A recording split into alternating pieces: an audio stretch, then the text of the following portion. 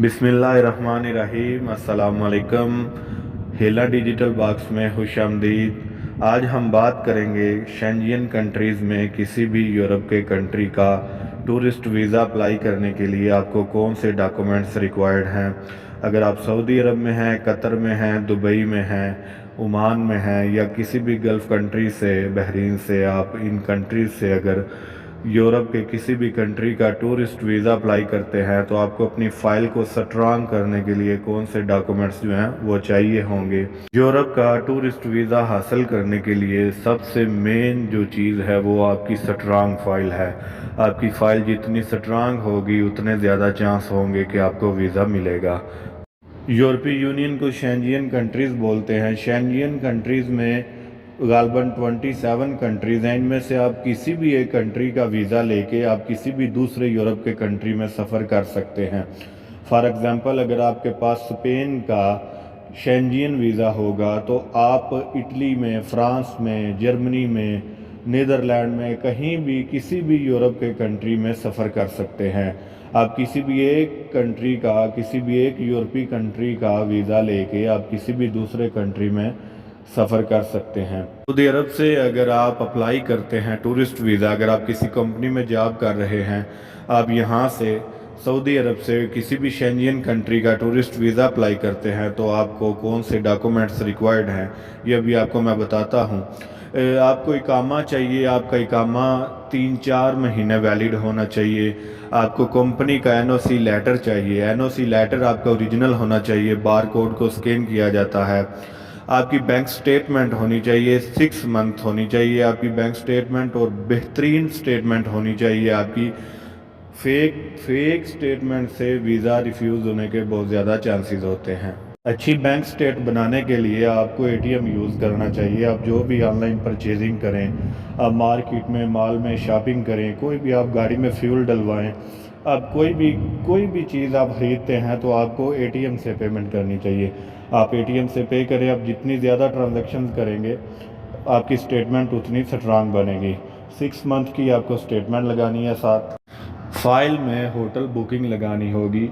Hotel booking आप देंगे जहां पे आप वहां पहुंचकर, यूरोप के जिस कंट्री का आप अप्लाई कर रहे हैं वहां पहुंचकर आप जिस होटल में स्टे करेंगे आप वो होटल बुकिंग लगाएंगे।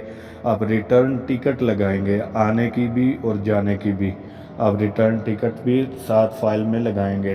फाइल में अच्छा सा कवर लेटर बनाकर लगाएं। कवर लेटर में आप मुकम्मल डिटेल्स उनसे शेयर करें। आप क्यों जा रहे हैं, आप किस मकसद के लिए जा रहे हैं, आप कब जाएंगे, कब आएंगे, वहाँ जाकर आप कौन कौन सी जगह घूमेंगे, किस किस जगह का आप विज़िट करेंगे, ये सारी चीज़ें मेंशन करें कवर लेटर में। अच्छा सा कवर लेटर बनाएं। अच्छा सा कवर लेटर आपकी फ़ाइल को बहुत स्ट्रांग बना सकता है। इसके बाद आप ट्रैवल इंश्योरेंस देंगे। ट्रैवल इंश्योरेंस भी आपकी ओरिजिनल होनी चाहिए, वो भी आप फाइल में लगाएंगे। और आप सऊदी अरब से अप्लाई कर रहे हैं तो आप सऊदी अरब से छुट्टी का पेपर साथ लगाएं, एग्ज़िट एंट्री का पेपर लगाएं। इसके अलावा कुछ सपोर्टिंग डॉक्यूमेंट्स मैं आपसे शेयर करता हूं। आप अपनी फैमिली का एफआरसी लगा सकते हैं।